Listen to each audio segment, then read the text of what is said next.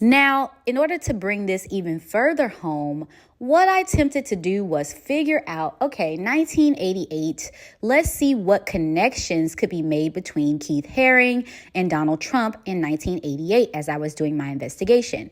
Come to find out, in the year 1988, Keith Haring created an artwork for the 70th birthday of Nelson Mandela. So I found this to be quite interesting, as 70 is the actual age that Donald Trump became the 45th president of the United States.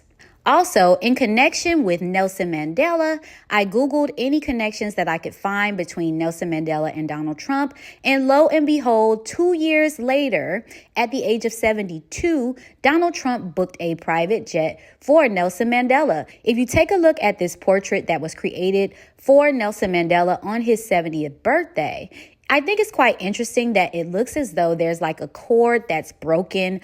I think this also ties into the entire idea of Mandela effects and how something in the system is broken or severed or missing that is causing these different ripple effects that people are starting to notice. So I just thought that was an interesting tidbit for those of you who believe in Mandela effects.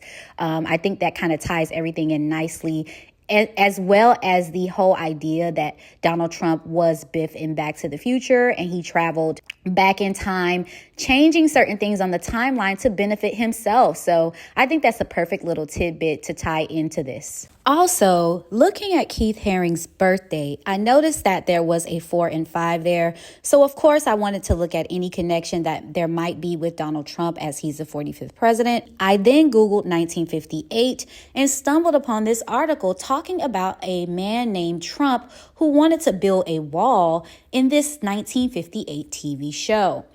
This man tries to convince a group of people in Texas that they must build a wall and pay for it.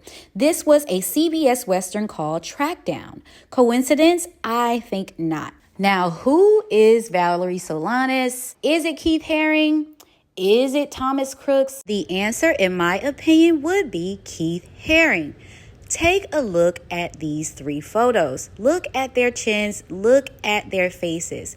I believe that this is all the same person playing the exact same role, and all of the numerical values point exactly to that. On a bit of a side note, as I was researching Valerie, something gave me the inkling to search Keith Haring as I was researching another part of the story about Shay Metcalf, who is actually someone connected to Andy Warhol in Kentucky. When I actually landed on the actual photo of Keith Haring for the first time, my right ear started ringing immediately. And as a powerful psychic, that is always an indicator that I am on the right track. So I hope you enjoyed this decode, and I look forward to presenting you with part 5 of this decode. So stay tuned, and per usual, peace, love, and light.